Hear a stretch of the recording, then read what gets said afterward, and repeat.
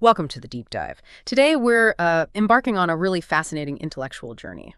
Imagine diving into a text, okay, from 1200 BCE, I mean that's over 3,000 years ago, and finding it feels startlingly relevant to our inner lives, our social worlds right now. What if some ancient wisdom, way older than what we usually think of as, the start of Western philosophy, actually held these profound truths that could have maybe fundamentally shifted how we think today? It's precisely that, isn't it? What's truly fascinating here is how this ancient poetry, the Gathas of Zarathushtra, presents what you could genuinely call a first philosophy. It really does predate so much of what we consider foundational in, well, Western thought, especially its incredibly nuanced, intricate understanding of consciousness and, the very nature of reality itself. It's kind of a revelation in both senses, spiritual and philosophical. Right. And today, our deep dive is centered on a paper by Olga Louchakova-Schwartz. It's titled Intersubjectivity and Multiple Realities in Zarathustra's Gathas. And this paper, it makes this incredibly compelling case for just how profound Zarathustra's philosophical insights were, especially how they shine through this lens of a very specific, deeply personal dream he describes. It's in one of his key poems, Yasna 30. We can call it Y30. Yes, exactly. And it's absolutely crucial, I think, to underline that the paper's ability to sort of unlock these hidden philosophical depths, it really hinges on recent, quite groundbreaking work by Martin Schwartz. His work in translating and meticulously decrypting this Gathic poetry. Because for centuries, these texts, well, they've been notoriously hard to interpret, even for top scholars. These new breakthroughs in understanding the old Avestan language, its poetic complexities, they allow for much deeper, more coherent philosophical reading that frankly just wasn't possible before. It's almost like finding a Rosetta Stone for a lost philosophical language. Okay, so get ready, everyone, because we're going to explore how Zarathustra, with really startling originality, connects sharp social critique with this utterly unique philosophy. We're talking subjectivity, existential reflection, even a kind of shared human-divine mental space. And all of this is wrapped up in a sophisticated framework the paper calls multiple realities. You're definitely in for some significant aha moments as we connect these ancient, almost forgotten insights to philosophical ideas we usually think emerged much, much later. It's going to be quite a reevaluation, I think. So to really set the stage properly for this deep dive, let's start with the Gathas themselves. What are they exactly? Well, there's 17 meticulously crafted poems that are written in Old Avestan and composed by this ancient Iranian poet-priest, Zarathushtra. You might also know him as Zoroaster. He was living and writing around 1200 BCE. And when we say bedrock, we really mean it. These poems are the absolute foundation stone of the Zoroastrian religion, the essential core, the very starting point of its theology, its ethics, everything. And despite being this absolute bedrock, like you said, the Gathas have been incredibly difficult to interpret for, well, millennia. Scholars have wrestled not just with their genre, are they hymns, prophecies, philosophical treatises? It's not immediately obvious, but they've also struggled to properly place Zarathustra's ideas within the bigger picture of ancient religious and philosophical thought. But Mary Boyce, who's a hugely respected authority in Iranian studies, she gives this vital assessment. It really cuts through the fog. She states quite clearly that Zarathustra created a profoundly coherent theology with doctrinal and ethical systems whose strength has enabled his religion to last some 3,000 years. So this isn't just like a random collection of verses or simple sayings. No, it's a deeply organized, resilient, and enduring system of thought that has shaped human belief for millennia. It's got legs. Right. And here's where it gets really interesting, because we're not just talking about, simple ancient prose here, or maybe dismissing them as unrefined religious verses. Martin Schwartz's work, the work this paper really leans on, reveals Zarathustra not just as a prophet or priest, but as an absolute master poet. He didn't just speak or write his ideas down plainly. He composed and recited incredibly complex, aesthetically sophisticated metrical poetry. We're talking text packed with intentionally enigmatic lexical and syntactic ambiguities, deeply coded alliterations, even something called ring compositional generation of poems. Sounds complex. It is complex. Yeah. And ring compositional generation, what does that mean? Well, imagine maybe a musical theme that keeps reappearing but slightly changed, or like a puzzle where the last piece of one section perfectly slots into the first piece of the next. Schwartz's really deep analysis of the Gathas uncovered this intricate technique. Zarathustra would build his poems so that new sections, new verses, seem to grow almost organically from the specific words, even the last words of the verses right before them. It's like a linguistic chain reaction. It's a truly stunning display of intellectual and artistic foresight for 1200 BCE. way beyond simple rhyming or meter. Wow. So this artistic complexity, it wasn't just showing off then. It had a deeper purpose. Exactly. Exactly. This profound artistic complexity, it wasn't just poetic flourish. It was absolutely integral to conveying a highly intellectual esotericism. It wasn't about being obscure just to be obscure. It was about encoding deep wisdom, philosophical insights, in a way that demanded serious engagement, reflection from the listener. And the internal compositional unity of the Gathas, that's key here. It lets us connect the philosophical arguments to events in Zarathustra's, unified life. It's not a simple autobiography, not chronologically laid out, but his experiences, his struggles, they're woven right into the fabric of the text through these intricate patterns. This understanding really pushes back against common misconceptions of Zarathustra, like, Nietzsche's famous lyrical hero Zarathustra. Right, the one everyone thinks of. Yeah, who, as the paper ironically notes, has basically nothing to do with the historical figure or the actual Gathas. The real Zarathustra's authority, it came directly from his own reported revelation and what the paper calls a new way of speaking. It references the philosopher Gaston Bachelard here, saying it wasn't just about expressing ideas or sensations. It was a language that tries to have a future, aiming not just to describe reality, but to actively shape what was coming for humanity. So his philosophical contribution was truly radical then. It went way beyond just founding a religion, wouldn't you say? Oh, absolutely. The core argument of this paper, really, is that Zarathustra uniquely connects this sharp social criticism with an original philosophy of, well, intersubjectivity and deep existential reflection. And he places it all within a fully developed metaphysics. That's a profound intellectual move. The paper compares him, quite aptly, I think, to much later thinkers, like Karl Marx, with his critique of society, or Michel Henry with his philosophy of immanence, or even Alfred Schutz, who focused on the phenomenology of the social world. See, Zarathustra isn't just complaining about society. He's grounding his critique in a fundamental understanding of reality, of human experience. He's showing how flawed ways of thinking about existence lead directly to social injustice. And a huge part of this unique philosophical framework is what the paper calls the human-divine sharing of mental properties. Now, this isn't just metaphorical, is it? It's not like God has a good mind and humans also happen to have a good mind, sort of coincidentally. It's described as an abstraction of empirically given properties of living consciousness. So, for instance, vohumana, which translates as good mind, an essential aspect of the divine.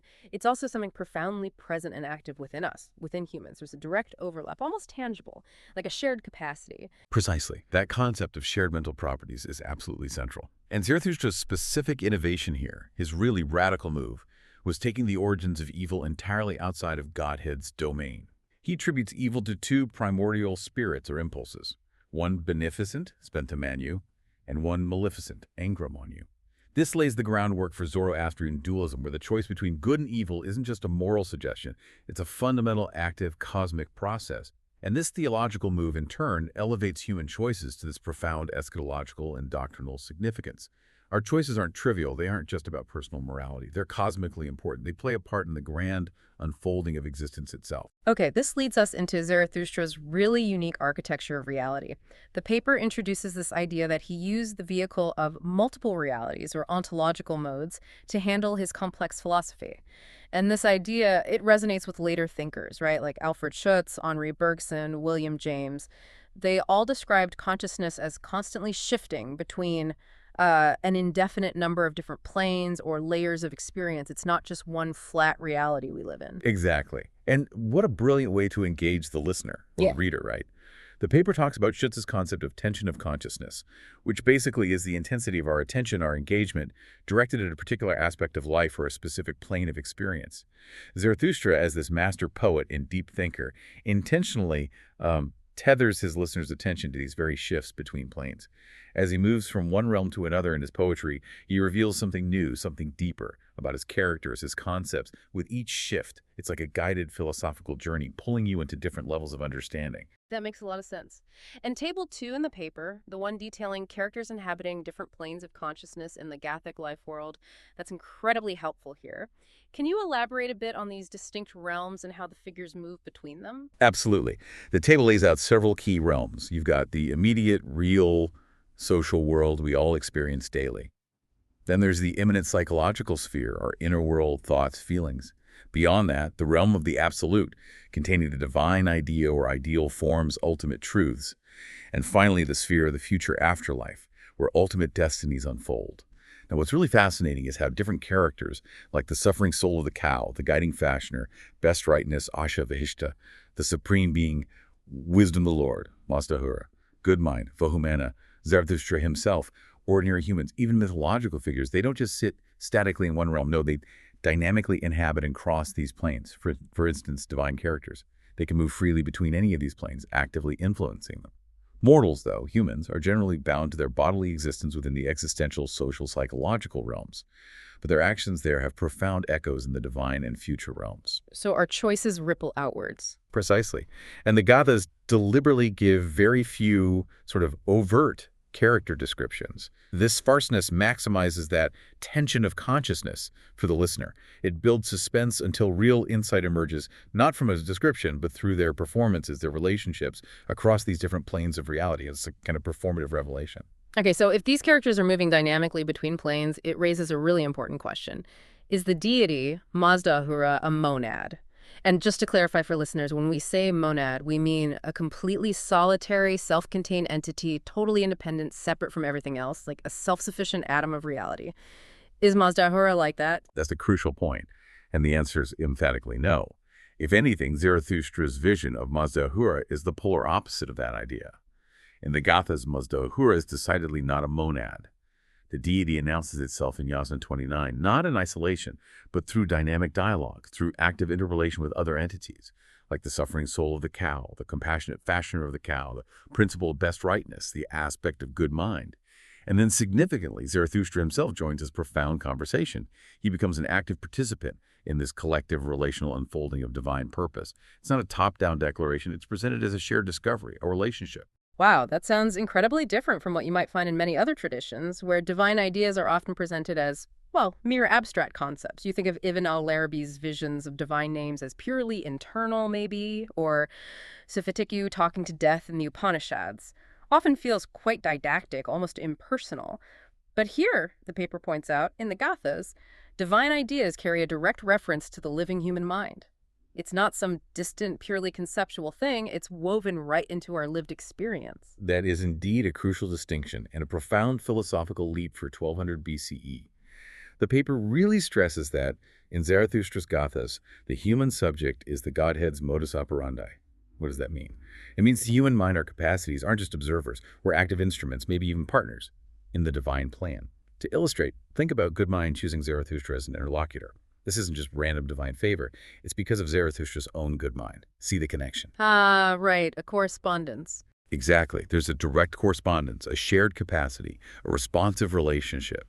And this shared engagement, this deep intersubjectivity, it isn't just for this life. It endures even into the afterlife. Good mind actually becomes a kind of house or realm for those who've partaken in him during life, guiding them to ultimate bliss. The relationship continues. Okay, so just to make sure I'm really getting this, what does this all mean practically for the implications of Zarathustra's philosophy? He wasn't just, theorizing up in the clouds, was he? Not at all. Not in the slightest. For Zarathustra, faulty metaphysics, getting the nature of reality and the divine wrong, it directly leads to false worship, yes, but also to the corruption of the social order and ultimately to the suffering of the self. But conversely, true metaphysics, a correct, deep understanding of existence, leads to the exact opposite, to well-being, social harmony, inner peace. There's a profound, immediate, pragmatic relevance to getting the philosophy right.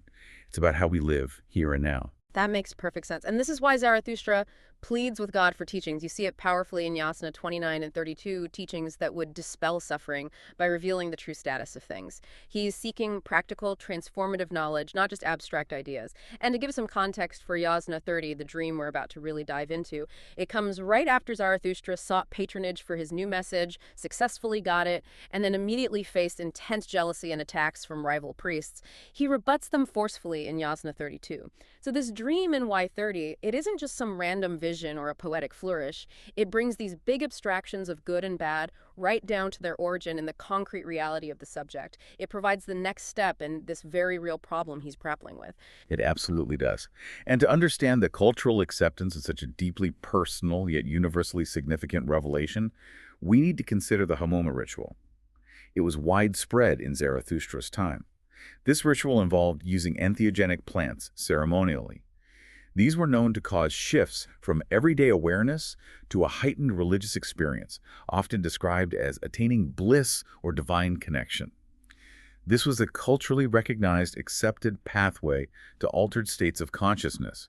It was understood as a way to connect with the sacred. Now, it's really important to clarify, though, that Zarathustra himself was actually quite critical of the Homa cult, wasn't he? He criticized its bodily side effects and what he saw as deliberate obfuscation and misleading practices by its priests. But the paper points out something really significant. The presence of such a cult meant that a reference to a shift in the state of consciousness would be legitimate. People understood the idea. They accepted that profound internal transformation, insights gained through non-ordinary states, was possible. Exactly, and that's absolutely key. Using a dream state as a platform for supramundane knowledge was entirely in character with Zarathustra's culture. It wasn't some bizarre out-of-the-blue claim. It was a powerful, culturally resonant way to engage people's attention directly towards their own subjective experience in ways that could create lasting, constitutive changes in how they perceive themselves and the world. This established, legitimate cultural context sets the perfect stage for the profound, philosophically dense revelation that unfolds in Yasna 30. Okay, so let's finally get into the heart of it. Yasna 30, the dream account that anchors so much of Zarathustra's unique philosophy. This poem describes twin manus. These are primordial spirits, fundamental impulses being heard in a dream. These two spirits make completely opposite choices. One is Spenta manu, beneficent, life-giving. The other is Anger manu, maleficent, leading towards lifelessness. Right. And to clarify further, these menus, they're described as invisible. They don't appear visually in the dream. They're apprehended in a different, more fundamental way. They function as a basic causal force, a metaphysical starting point. Their choices are depicted as literally determining life and lifelessness, or final existence in the afterlife, and even immediate success or peril in this life. And it's from the choice of the better one, the beneficent Spenta manu, that Mazda Ahura himself emerges, signifying that ultimate alignment with life, with truth. And this is where Y30 really stands out within the Gathas. It's quite distinct from later poems, the more didactic ones like Y31 and Y45. Y30 presents a first-person description of an immediate experiential revelation. It's Zarathustra's direct account of this profound internal event, unmediated. Y31 and Y45, on the other hand, they feel like second-order reflections. They take the raw insight from that initial experience and convert it into more explicit theological doctrine. They connect the manus to broader social themes: social justice, eulogy, patronage, advocating for the oppressed, things like that. So Yasna 30 essentially establishes the first metaphysics, the fundamental understanding of reality, from which all the later moral theology and social philosophy derive. It's the root experience, the core insight. Okay, let's unpack this a bit more. Is this just a compelling story, a powerful narrative device, or does it genuinely reflect how a profound dream experience can function and deliver truth? Well, the paper makes a very strong case, I think, that Y30 meticulously meets conditions of possibility for a dream state. It aligns remarkably well with how we understand dreams phenomenologically. First, a dream is always, by its nature, an experience of the first person. It inherently reflects our intersubjectivity and the transition into a dream state. That's basically an interruption of our waking consciousness. Alfred Schitt saw this as a kind of reduction, a suspension of our ordinary way of relating to the world, where aspects of intentionality or perception become visible in a way they just aren't when we're awake. It's like shifting mental gears. Second, dreams inherently bracket out, they suspend the external world and a lot of our bodily awareness. They replace these with a dream body, a unique dream perception, and an entirely imaginal or symbolic world. You're not perceiving your bedroom anymore. You're in some mind-created landscape. Third, and this is critical for Y30, dreams can be primarily auditory. The text explicitly says the manus were heard in 30.3, not seen. And it's an intriguing cognitive fact that auditory mental imagery actually has a better rate of recall than visual imagery. It suggests a powerful, lasting impression was made. Huh, that's fascinating. So it's not just a literary choice for him to say "were heard," but it's grounded in the psychology of how these profound dreams can actually manifest. Precisely. And fourth, dreams can indeed deliver new, profound, eidetic knowledge, meaning essential insights or fundamental discoveries. The paper cites famous historical examples: Mendeleev dreaming the structure of the periodic table, Einstein getting initial insights for relativity theory, Lowy discovering neurotransmission, Kekulé seeing the benzene rings. Right, those famous stories. Exactly. These are all instances where significant breakthroughs, genuinely new knowledge, emerged directly from a dream state. So Zarathustra's dream isn't just a narrative device. It aligns perfectly with how consciousness can operate in a dream state, delivering deep, revelatory insights that reshape understanding. It's a powerful validation of the dream as a legitimate source of truth. That's a really strong argument for the dream as a source of genuine truth. But what makes Zarathustra's dream account in Y30 unique, maybe compared to those other examples, or even just typical dreams? How is it philosophically distinct? Well, unlike most dreams, which are presentifications, meaning they're representational, they symbolize something other than themselves, like, a dream about a snake symbolizing fear Y30 is presented as a descriptive account that explicitly explicates the very structures of subjectivity itself. It's not about seeing a symbol for something else. It's an internal perception of the fundamental workings of consciousness, where, as the paper puts it, visibility is replaced by the phenomenalization of the invisible. It's about perceiving the underlying mechanics of choice and intention directly. Can you give us an example from the text, something that illustrates this phenomenalization of the invisible? How does the unseen become, well, knowable in the dream? Certainly. Take the very beginning of 30.1. Zarathustra starts with bliss amidst the lights. This can be read as a direct phenomenological description of consciousness itself, specifically as it appears in a state of deep absorption or profound insight.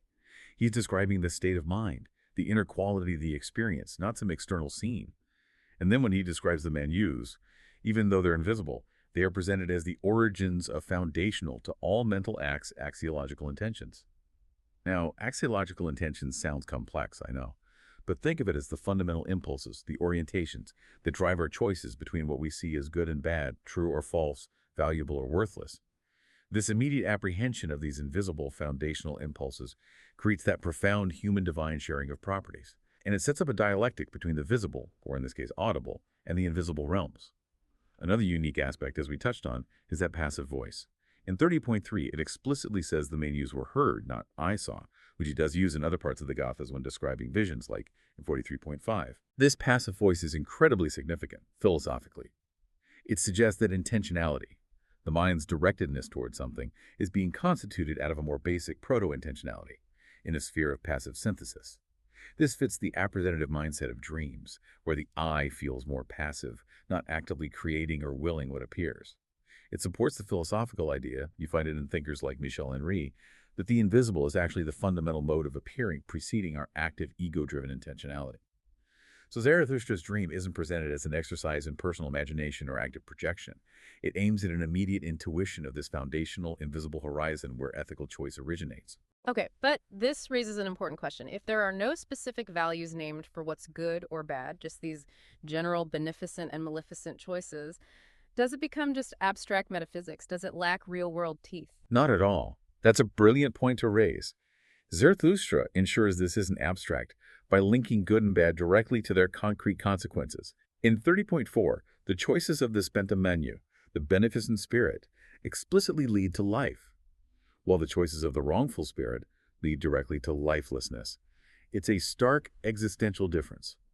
Furthermore, Mazda Ahura himself comes into existence or rises through the choice of life in 30.7.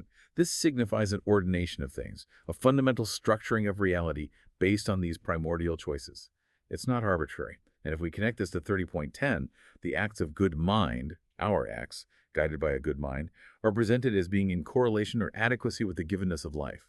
It's metaphorized as a chariot race. Now, this mirrors Edmund Husserl's philosophical criterion for truth, where truth arises from an adequacy, a match, between our intention and its fulfillment in the direct intuition of reality. So ethical normativity, in Zarathustra's view, doesn't come from abstract rules handed down from somewhere else. No, it arises from acts that are possible in the direct intuition of really existing objects and states. It connects ethics directly to the valuation of fundamental mental states, like having a good mind. It's a very grounded, experientially validated ethics.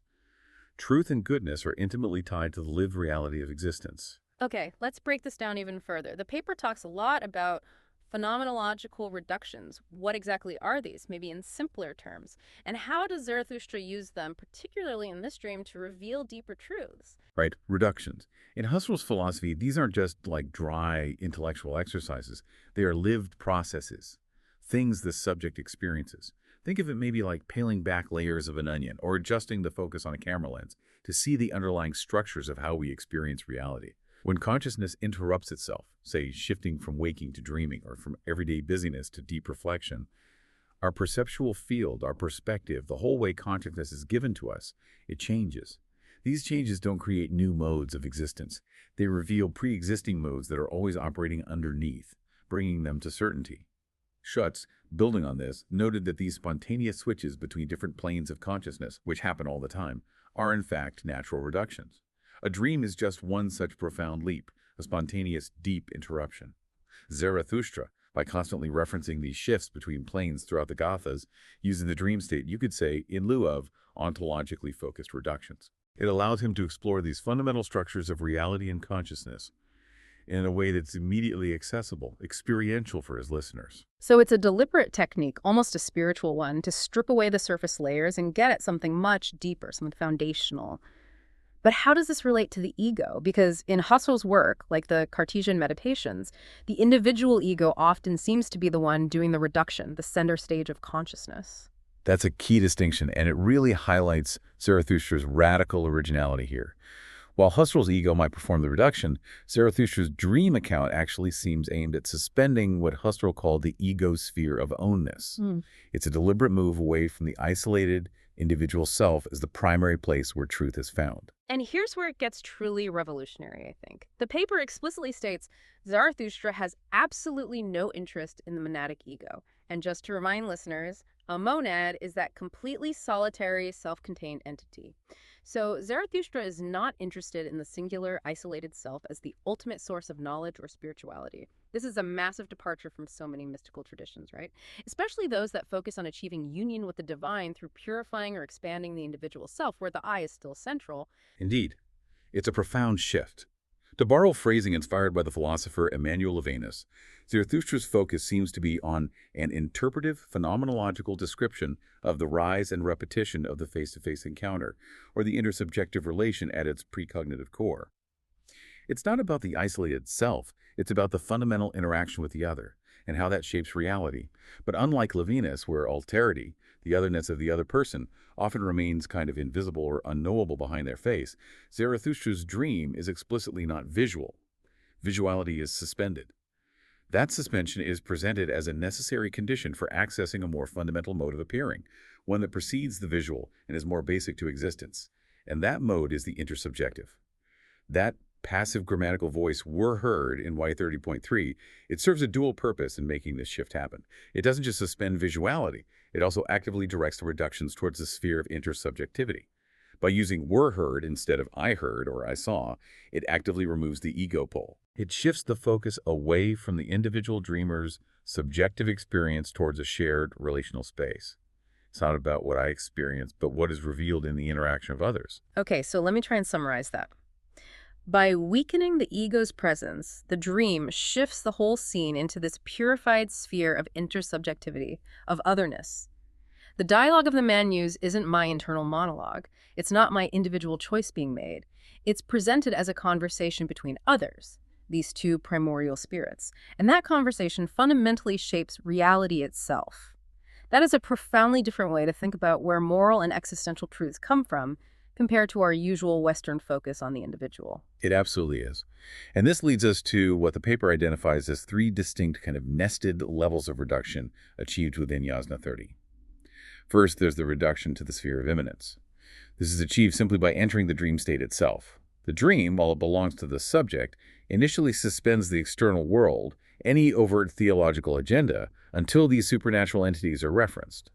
God's presence, Mazda Ahura, then emerges in 30.7 as transcendence, but within this immanent sphere of the dream. It's like finding the divine within your own inner experience, but not just as your thought. Okay, transcendence within immanence. Got it. Second, there's the reduction towards intersubjectivity. This is achieved, as we discussed, by deliberately weakening the presence of the ego. That passive voice, we're heard, actively removes the ego pole, shifting the focus away from the individual dreamer to the shared intersubjective space where the fundamental ethical choices originate. It's not about my choice in isolation. It's about a choice arising from a deeper shared reality. And third, and this is perhaps the most profound, the reduction towards the origin of inverse intentionality. Now, inverse intentionality is a key concept here. Instead of our ego-driven choices creating reality or value, Zarathustra suggests that the ethical choices, the fundamental distinction between good and bad, originate from two others, within the very fabric of intersubjectivity. And these choices then give rise to life itself. The paper argues that the beginning of the mind, as experienced in the dream, takes place as a sphere of intersubjectivity. It's driven by these two inverse axiological intentions, good and bad, which imply a choice. But crucially, this choice is not made by the ego.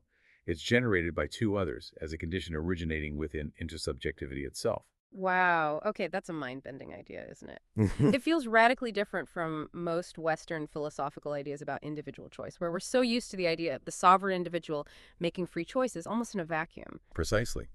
In Zarathustra's framework, these ethical choices aren't just a layer on top of some pre-existing reality, like an afterthought.